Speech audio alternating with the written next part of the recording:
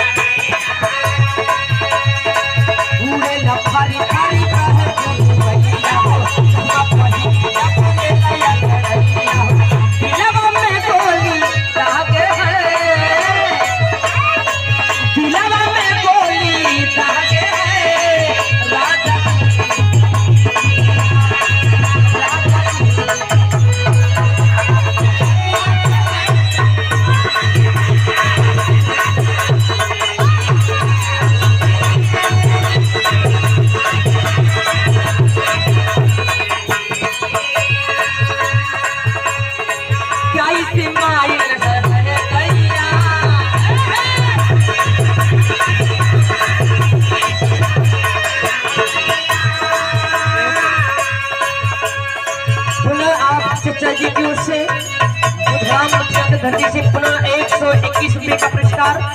बहुत बहुत प्रणाम है आशीर्वाद की कामना कहाँ की है श्यामदेव भैया क्या इससे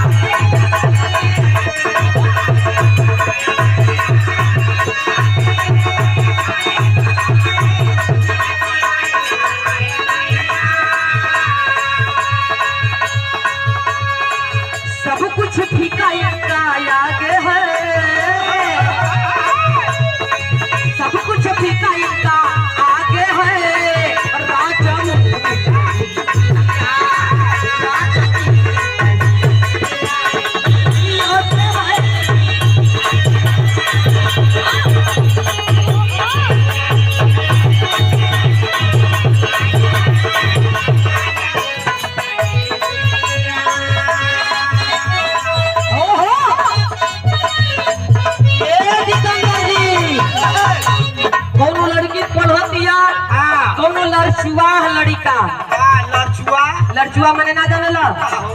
मतलब लड़चुआ हो माने जानला जवन मान मर्यादा सम्मान के एकदम कुशल धो देले रह कुटी पर टांग देले रहेला हां कुटी पर ओ लड़का का कहानी बा लड़की के पीछा पीछा करत कला ए करियहू और माटी लगे जर जो और पगड़ी फूक देई तोरा पढ़ना जब तो पढ़ाइए छोड़ दे तारी